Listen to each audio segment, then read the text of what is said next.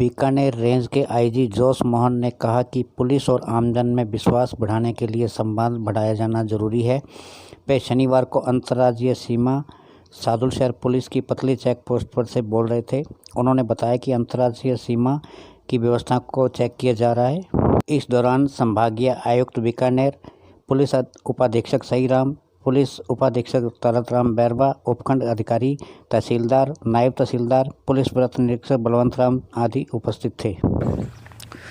विशेष रूप से interstate borders है, गंगानगर का इंटरस्टेट बॉर्डर यहाँ पतली आउटपोस्ट से शुरू किया है।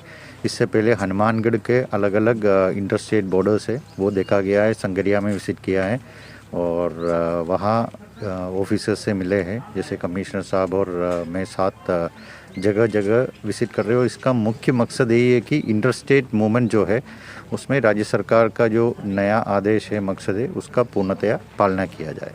सर, जो साधन संपन्न लोग हैं उनके पास व्हीकल भी हैं, परमिशन भी इजीली मिल जा रही है, लेकिन जो मजदूर हैं वो पैदल चले आ रहे हैं, उनके पास ना खाने को है और ना ही परमिशन है, और उनको कच्चे रास्तों के माध्यम से दूसरे राज्य में जाना पड़ रहा है। उनकी काफ़ी बुरी हालत है।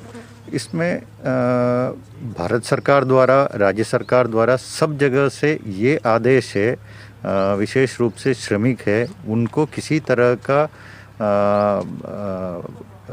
परेशान होने का या किसी तरह का अपने जगह छोड़ के जाने का ज़रूरत नहीं है। जहाँ वो जो काम कर रहे हैं वहीं रहे, वही उनका व्यवस्था किया जा रहा है। अब यहाँ रहने वाला आदमी आज के तारीख में साधन नहीं है, संसाधन नहीं है, यूपी तक, बिहार तक या पश्चिम बंगाल तक पैदल चलना असंभव है, उनका व्यवस्था किया जाना भी संभव नहीं है। तो इसलिए हर एक, चाहे वो मज़दूर हो या जिनके पास संसाधन है, उनसे भी ये रिक्वेस्ट है, हमारा अपील ही है कि वो अपने जगह पर रहे, वहीं रहे, वहाँ सब व्यवस्था हो जाएगा और किसी तरह का परेशानी नहीं होगा। सर, पंजाब के अधिकारियों से भी क्या कोई कोऑर्डिनेट किया जाएगा आज? निश्चित रूप से उनसे भी लगातार वार्ता है। इसमें अलग अलग, जैसे उदाहरणार्थ हमारा यहाँ अलग अलग व्हाट्सएप ग्रुप भी बना हुआ है, उसके माध्यम से भी लगातार हम संपर्क में हैं, कोऑर्डिनेशन में हैं और किसी तरह का तालमेल का दिक्कत नहीं है और बेहतरीन तालमेल से काम किया जा रहा है। सर, कोई विशेष दिशा निर्देश आज के लिए?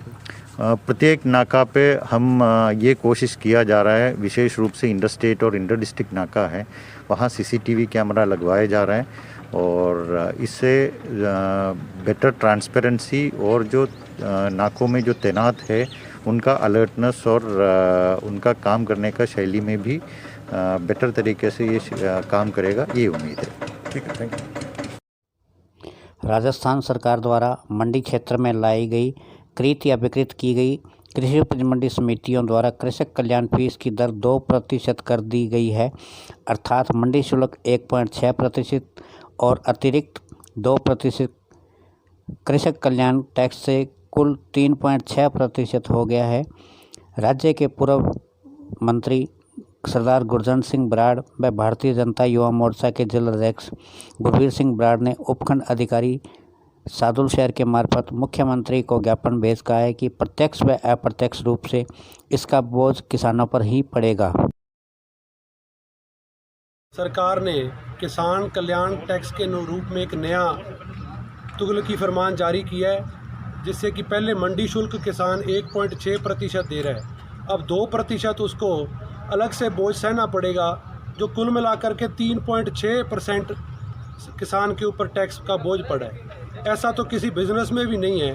इनकम टैक्स में भी अगर आप लेके चलें तो प्रॉफिट पर है, ना कि पूरी टर्नओवर पर है, और ये किसान की हर जिन्स पर उसको 3.6% का जो भार पड़ेगा, मैं सोचता नहीं हूँ कि किसान की इतनी क्षमता है कि वो सह लेगा।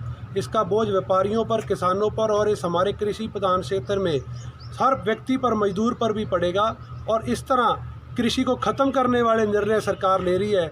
आज हम मांग करने आए कि ऐसे आदेश को वापस लिया जाए और जनता को राहत प्रदान की जाए।